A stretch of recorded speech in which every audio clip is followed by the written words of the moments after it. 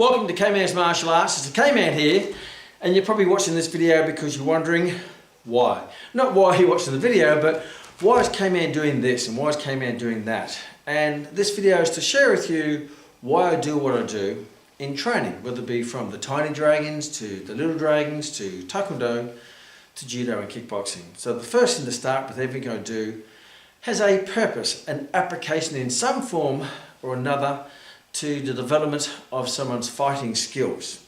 So let's start with the tiny dragons. Now, tiny dragons are 4-year-olds up to 8-year-olds, so they're very young, and they can start a class when they can understand instruction from me and obey that instruction. If they're a bit lower than that, and some might be 5, some might be 3, then it's very hard to teach someone who doesn't even understand you. But some of the games I play, and you probably say, why does Kman play so many games? Well, first of all, kids love games, and you have to disguise training as fun. And if you can disguise it as fun, and that fun can come in the way of an individual fun game, a team fun game, a competition fun game, or personal competition fun game. And you see that when I do what I do, they'll be in either one of those categories. So for example, to get them burning off energy, to release all that energy from the day, to de-stress them, I start with them maybe with, say, stuck in the mud. So stuck in the mud is they all run around, one person's in and they have to, or 2 or 3 people are in and they have to go around and tag everyone. And once they get tagged, they have to stand with their feet apart, hands in the air, and they have to be stuck there until someone crawls underneath them to release them so they can be unstuck in the mud.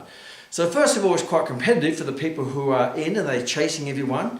It's competitive for the people who are not in because they're not trying to get caught.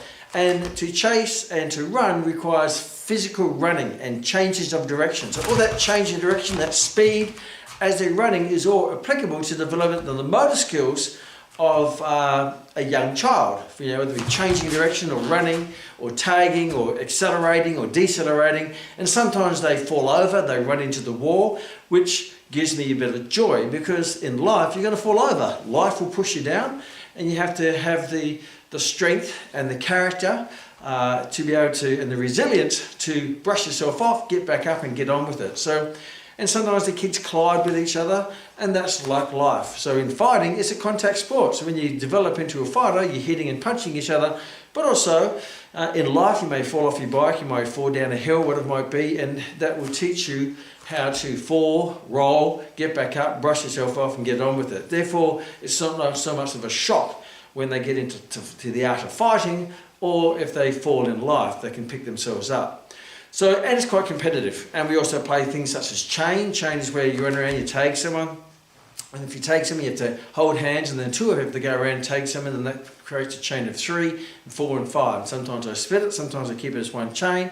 So again, that's the same application. It's sprinting, running, change the direction, falling, clashing, all sorts of stuff, but also has a team element where the team who are forming the chain, they have to work as a team to go and tag people. So they're like some of the fun games, and there's many more which I do, but that's an example of it's not just a game, it's there to develop the physicality of the young child, of the student, in change direction, speed. And all that running is really good because it creates impact on the body, impact on the bones, it increases bone strength and bone mineral density, muscular change of direction that develops your muscles in your legs and your upper body, and the speed activates the fast-twitch muscle fibers, increases neuromuscular control and joint stability. So they're an example of some of the warm-up games I play. There's lots of other games. I play things such as relays, where they have to do relay, and they have to, it's a competition with 2 teams, and that develops teamwork, and obviously competition, and life is competition, whether you like it or not. It's competitive out there, so it's best to learn in a controlled environment with your friends under my guidance. Sometimes we play tunnel, not tunnel ball, but tunnel person, where they have to crawl underneath each other. And the same with when we do stuck in the mud, you get unstuck when someone crawls underneath. So the student has to dive underneath them to release them, and that's groundwork for, say, judo or jiu-jitsu or the ground grappling. We have to be able to physically go down, get back up and run again. So that creates agility to get down and up at low levels, and same with tunnel person, where it's a relay and they have to go underneath each other and crawl. And that's a crawling skill, because crawling is very much in the groundwork of, say, judo or other grappling martial arts such as jiu-jitsu, or whether it be wrestling, where you have to develop crawling skills, body awareness on the ground, and that requires muscle control and pulling yourself along the ground. At the games we play things such as, sometimes I do relays and they have to zigzag through the kick pads or the cones, and again that's changing direction, competition, however I may arrange it, up and down the hall. So as you can see, all these games have a common theme. The common theme is that development of a young child's motor skills. Sometimes I get them jumping over things, whether it be jumping over a kick bag and they have to hop over.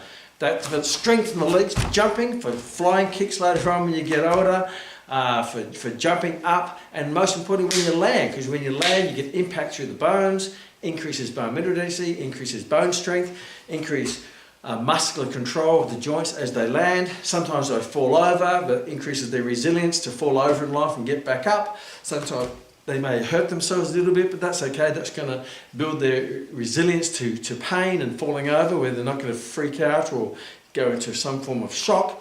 So yeah, we have jumping games. Sometimes we jump on top of the kick bag. So it's an unstable surface and they jump, and as they jump on it, it's unstable. So that's going to create stability in your body, in your muscles, in your legs. So some of the kicks require stability on one leg. So we develop that through jumping on the kick pads, like jumping on water lilies across the pond, and we have all these different names for them. We have what we call crocodile drag, where one person's in and they have to be on the ground and pull other people down, so that creates a bit of strength and tackling and pulling someone down. So that's that one-on-one type interaction where you're sort of wrestling and pulling someone to the ground. That develops strength. Therefore, you're also not going to be going to shock when you sort of have that physical confrontation with someone where you're clashing or rolling on the ground. We also put all the kids on the big crash mat, and it's last person standing, where they have to push each other off the crash mat. So they're all in together, and yeah, they're laughing, having a fantastic time, but what they're also doing is wrestling. It's this way to disguise wrestling on the mat, pushing each other off, not being pushed off, using your muscles, using your balance, using your strength, using your agility, using your stability to stay on the mat. And not to mention it's also competitive. Sometimes we get them to do rolls on the mat, where they have to do regular rolls onto a big crash mat to start with, because in life you're going to fall over. It's not if, it's just when. You may fall off your bike, you might fall out of a tree, you might just trip over something in the lounge room, you might fall over playing your sport, and then you have to know once you fall how to roll so you don't hurt yourself. So a lot of people, a lot of kids, and a lot of people don't know how to roll. So when they land, they hurt themselves. But if you fall over, you go automatically into a roll, you turn yourself into a ball, you roll back up, whether that be a forward roll or a back break fall. And the beautiful thing about judo, we teach them all the break falls, how to land on your side, on your back, on your front, how to fall back and roll over, how to fall forward and roll over. So you see all these games and skills and interactions that I implement, particularly in the Tiny Dragons, because again you have to disguise training as fun, and I still do them, not so much in the from the Tiny Dragons to Little Dragons, because they've already developed. They're now from 8 to 12 years of age, so they've already developed some of those neuromuscular and motor skills, so therefore I can spend a bit more time on teaching the physicality of kicking and punching and all sorts of stuff. So as they go up, we do less gains and maybe more serious training, because the kids start to understand how I want to learn actually do martial arts, not just play games, even though the Tiny Dragons like to play games. In Tiny Dragons, yes, I still teach them the basic skills. If I can teach a Tiny Dragon basically how to do straight punches and keep their hand up like that, bang, bang, bang, maybe a front kick, straight punches for striking, turning kick coming around the side. If they can just learn those skills in striking, straight punching, front kick, turning kick, then they're going to have enough skills to be able to handle themselves if they have some confrontation on the playground with maybe a bully. So that's going to build their confidence, because most kids don't know how to even throw a punch. Even the bullies don't know. And from a throwing grappling point of view, if I can teach them how to do a single leg throw called osalagari, where I grab you and I pull and I sweep your leg out, you go down. And on the ground, I teach you how to hold someone down into what kezakatami, so you can submit them, where you don't have to fight anymore, you can put them in a hold. And with the skills of learning how to break fall, how to roll backwards, and have the physicality and the mental strength and adherence and resilience to be able to deal with that confrontation. And that's the main goal of the tiny dragons. Obviously, when you get up to the little dragons, the skills are higher. So I start teaching more advanced techniques, I start teaching more high kicks, spinning kicks, back kicks, combinations, punching, shoulder throws, hip throws, leg throws, taking them to the ground. If they go into judo, we start to introduce arm bars and chokes and all of those wonderful ways to how to defend yourself against a bully.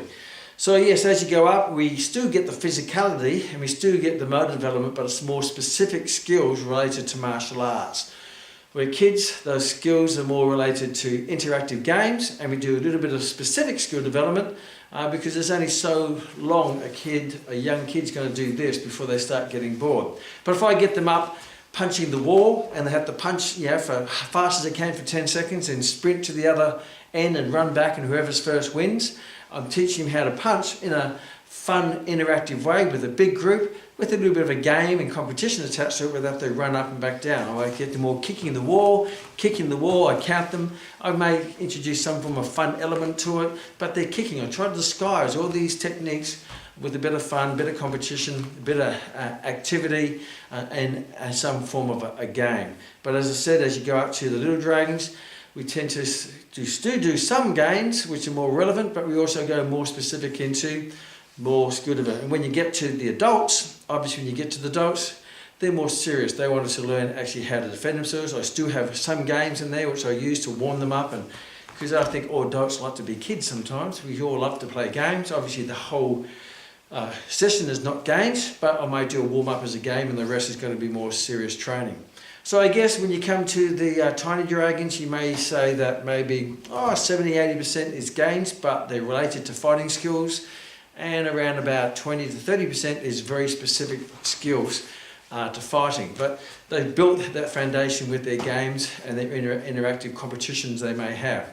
When you get up to little dragons, you may find probably about 20%, 30% might be games, and around about 70% or so is going to be more serious martial art training.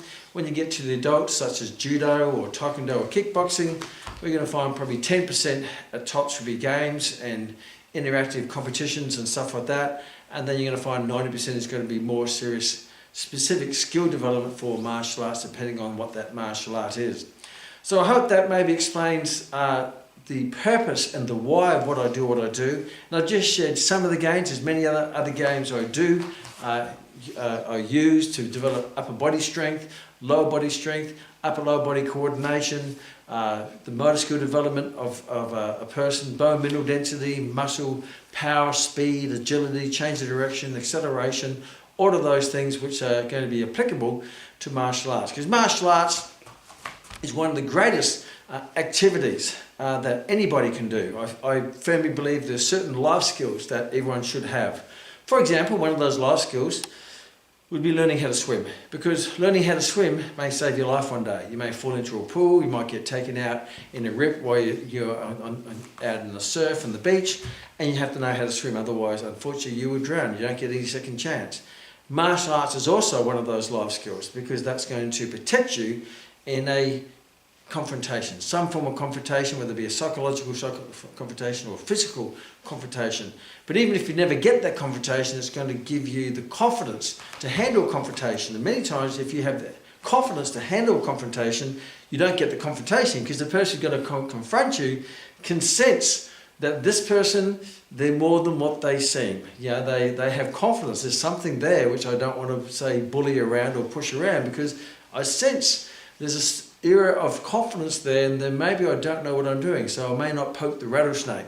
So many times in my journey, I've obviously had confrontations. Martial arts has taught me how to handle lots of my mental and physical challenges when I was young, because I did have some mental disabilities, you could say, speech disabilities, lifestyle disabilities, which I overcame through martial arts to lead me to where I am now.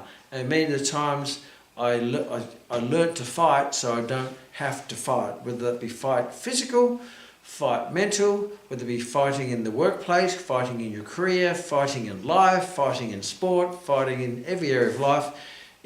Can be a fight. So, but if you have that strength in martial arts, it's going to serve you very well in your life. So for me, development of martial arts is an essential life skill to have, because it may save your life one day.